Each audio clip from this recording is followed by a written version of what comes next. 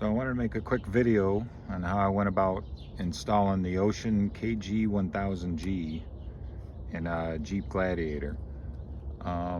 This obviously all this would work for a JL, also a Wrangler.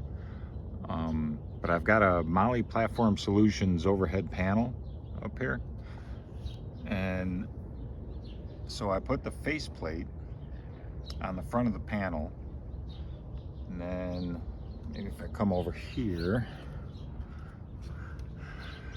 so you can see I got the faceplate on an aluminum bracket that I made. It's 16th inch aluminum. I got it from Lowe's, you know, bent it to the angle I like and painted it.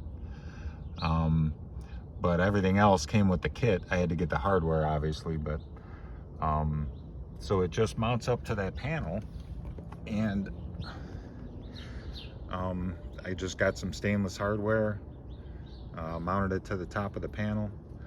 The angle allows for a pretty good view from the driver's seat, and it also allows access to the top buttons on the faceplate very easily. So as far as the mic goes, I used a cable clamp or whatever they're called there to kind of help prevent stress on the plug. And then I came back here to a gear keeper. Let's get up there.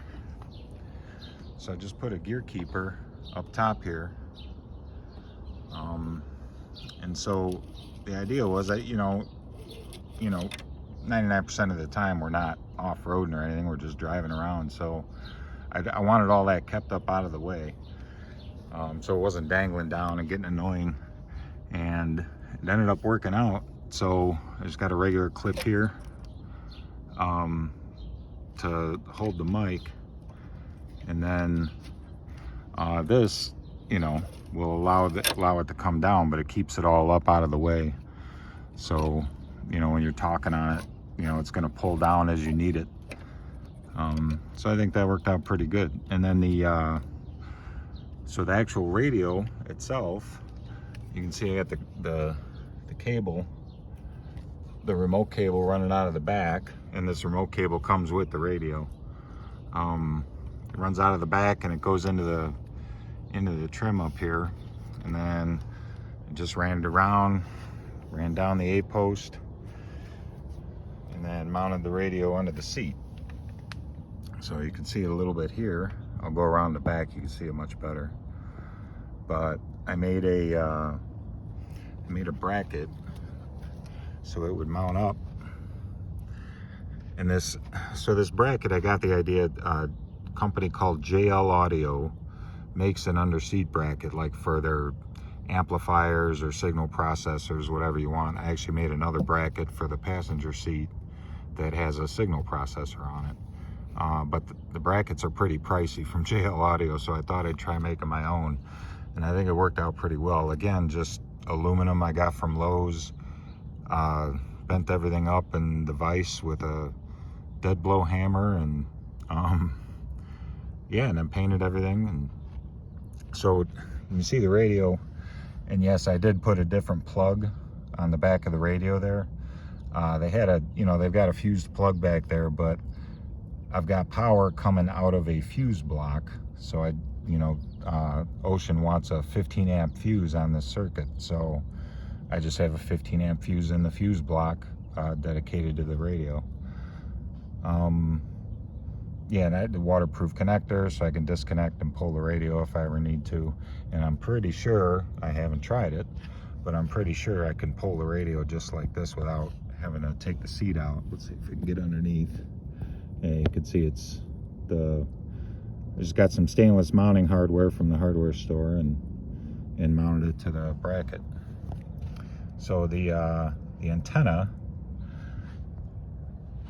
it'll be hard to see, but I don't know if we can see it, but the antenna comes down underneath this carpet. There's a rubber plug, and again, I got these ideas from other YouTubers and stuff like that. So yeah, we won't see the antenna. This is the remote cable right here that comes down from the overhead, but So the antenna, there's a rubber plug, I think it's right about here, and I just drilled a hole in that rubber plug to get the antenna outside, and then it drops down. Actually, maybe you can see it here.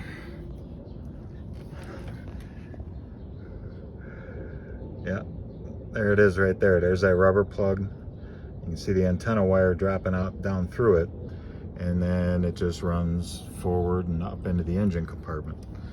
So, because I didn't want to put yet another thing through the firewall, I already have a bunch of stuff.